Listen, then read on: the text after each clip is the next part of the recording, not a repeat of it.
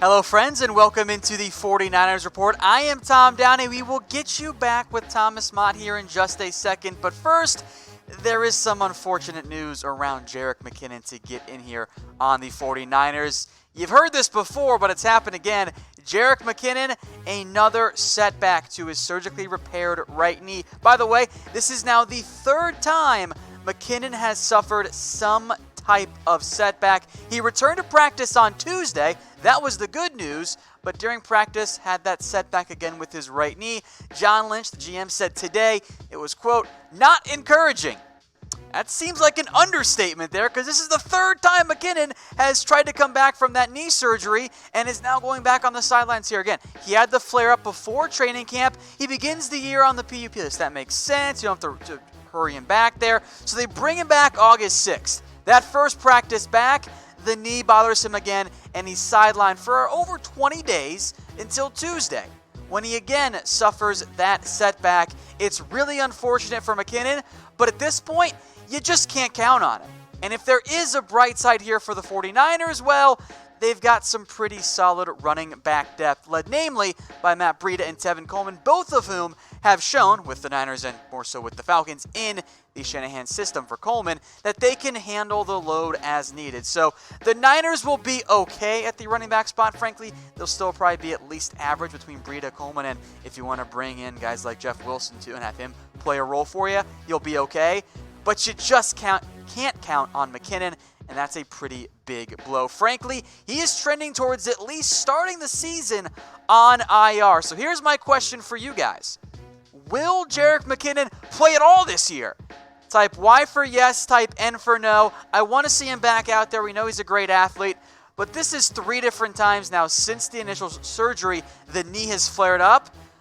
I'm going to be pessimistic here.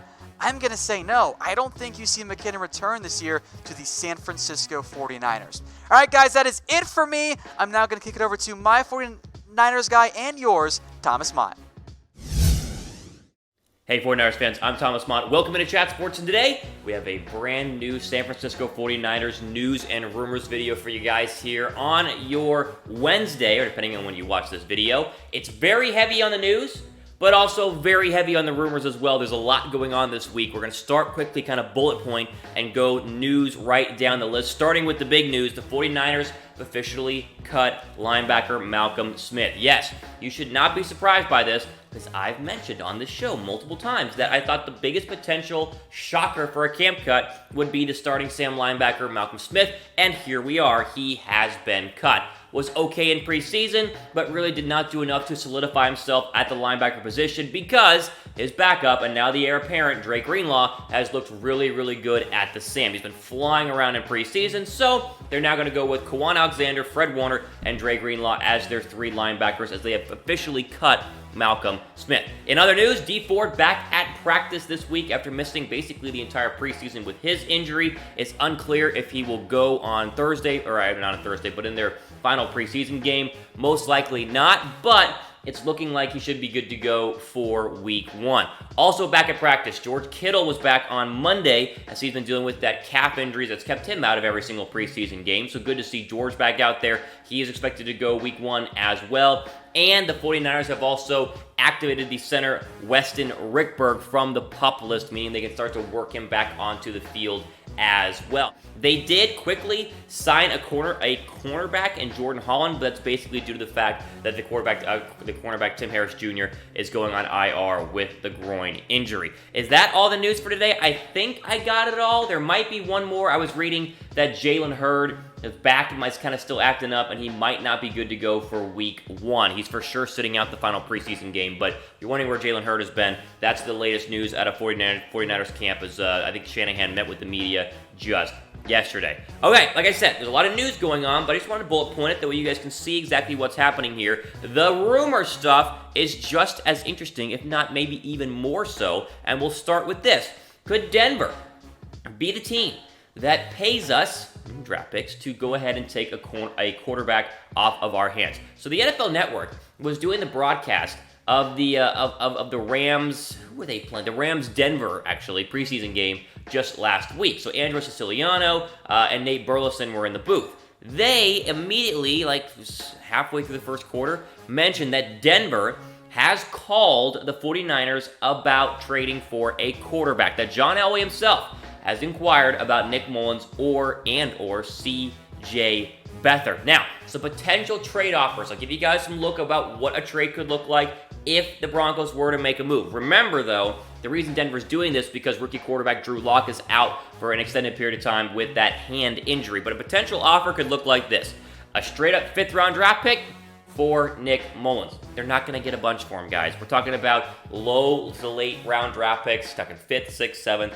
Maybe a player in there. That's a very realistic possibility, of what a Nick Mullens to Denver trade could look like. Also, they mentioned that you could potentially swap a quarterback and a pick for C.J. Beathard. So they give us Kevin Hogan, and then they also give us a 6th-round draft pick, and we give them C.J. Beathard. So those are kind of your options there of potential trades if you wanted to get rid of one of these 2 backup quarterbacks. Both are potentially going to play whenever the 49ers have their final preseason game this week, but it's looking like Nick Mullens is going to be the safe guy. He's going to be the backup unless Denver were to offer you a 4th. Like if Denver offers a 4th for Nick Mullens, you take it. You put C.J. Beathard as the backup. But it all depends on what Denver is willing to offer. But at least we know there are some teams that are calling. And John Elway, the GM of the Denver Broncos himself, was inquiring this past week to San Francisco about a possible trade for Nick Mullens or C.J. Beathard. All right. Will the Niners trade a quarterback before the start of the season? Will they trade Mullens? Will they trade Beathard? Let me know in the comments down below. And also, we're going to be doing another 49ers mailbag video probably next week. So we got the 53-man roster cut coming on Saturday. We'll have a video then. And then next week, we're probably going to be doing a 49ers mailbag. So use the hashtag 49ers down below and get your comments in, or your questions in, I should say, and I'll answer them on the next San Francisco 49ers mailbag. Again, hashtag 49ers, and then your question, and I will answer it. Go ahead and pause the video and scroll down and do it right now. In other news, it's looking like Nick Bosa potentially is not going to be ready for week 1 as he is still recovering from that high ankle sprain. Remember, Nick Bosa still has not played during this preseason. He was injured at the very, very beginning, and high ankle sprains can be very tricky, very finicky. Kyle Shanahan said they should know more by the end of this week, which makes sense, right? I mean, you got to give him more time. Day by day, he's going to rehab. Day by day, he's getting treatment.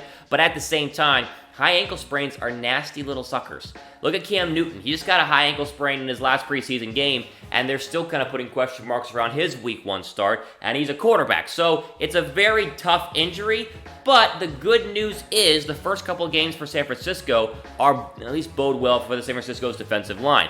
Bucks, Bengals, Steelers, Browns, Rams. The Bucks and Bengals have very bad offensive lines. So if you wanted to, wait till week 3 against the Steelers to bring him back, then you should be good to go on the defensive line against the Bucks and the Bengals. But at the same time, it still is a little bit discouraging knowing that Nick Bosa is not ready yet, even though he's been out for the past couple of weeks with that high ankle sprain. Coach Kyle Shanahan, what do you want to say, right? He just said, hey, we're going to check him out at the end of this week. We'll let you guys know more probably next week, so be sure to tune in and subscribe to the 49ers official Chat Sports YouTube channel to be kept up on the latest news. www.chatsports.com/49ers. Guys, we're like 200 away. 200 of you guys need to go subscribe right now. We get to 1,000, and then there's tons more content coming out here on Chat Sports via the 49ers. So just go ahead and subscribe right now. I'm just saying. I'll also ask the question, when will Nick Bosa return? Give me a week. Give me a Bosa colon week 3, week 7, week 1, and tomorrow. Whatever you guys want. When do you think Nick Bosa will return? Let me know in the comments down below. In other news, you thought it was exciting that teams were calling about the quarterback position. Teams are calling about the defensive line as well. And it's no secret, San Francisco 49ers have a ton of extra talent on the defensive line. A position group that once was much maligned is now one of the strengths of the entire team. And GM John Lynch said that other teams have been calling about our defensive line. The teams are interested in trading for someone to potentially be a role player on their defensive line, but we're also hearing that maybe they could be trading for one of our bigger name guys. Here's the quote from John Lynch the other day, saying, quote, "I'd be lying if I told you people haven't been calling. We're still trying to figure it out ourselves what the right mix is. Sometimes that doesn't always mean the 53 most talented guys. a lot of discussion about what's going to make us a stronger team. Here are the players I think, if we're talking defensive line, who could be traded. I'll give you 3. I think 2 are more realistic. Number 1 is obviously Solomon Thomas, who's had an excellent preseason, and someone might want to try and resurrect his career in a starting position or elsewhere in the National Football League. He's going to do well for us this year, I think. He's going to be a role player. He's going to come in. I think he's going to produce more than we've seen in the past. But if someone offers you enough, I'd be totally okay with letting go of Solomon Thomas, the former first-round draft pick. The other name that makes a lot more sense is ARIK ARMSTEAD. I think ARIK ARMSTEAD is someone who is looking at potentially being a role player on the defensive line. Now, he's a great player. He's going to play a lot. He's been off one of his better seasons. But at the same time, like I said, he's probably the most appealing prospect on our defensive line because they're not going to trade D Ford. They're not going to trade Nick Bosa. They're not going to trade any of these guys that are going to be actual starters. But if you were offered the right amount of money, perhaps, or a right amount of trade stock, then maybe ARIK ARMSTEAD could be someone that you trade as well. And Sheldon Day we throw in there because he's a backup, but again, I think they like what they see from Sheldon Day as a backup right now, a third-string guy, and they're going to keep him on the roster. But there are some potential trades brewing, whether it's the quarterback spot or really the defensive line as well. It's rare when you have a surplus at 2 of the most important positions in the National Football League. 49ers have a surplus of quarterbacks, and they have a surplus of defensive linemen. Now, whether or not those defensive linemen are going to be great is yet to be seen. Whether or not Nick Mullens is actually a decent backup or starting quarterback, we still need to figure out. We don't know. But teams are calling, and that means the 49ers have something that they do not have. And finally here, on the 49ers news and rumors video, Jordan Matthews is looking like a lock to make this roster. Again, we'll find out on Saturday when the cuts are in. We've learned the full 53-man roster, but it looks like it's kind of a final battle there for the 5th or 6th wide receiver spot between Kendrick Bourne and Jordan Matthews.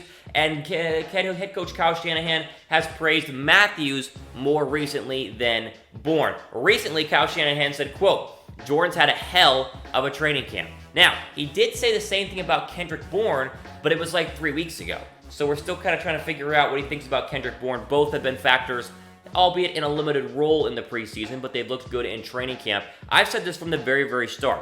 Jordan Matthews, I remember listening to someone day one saying, Matthews is for sure making this team.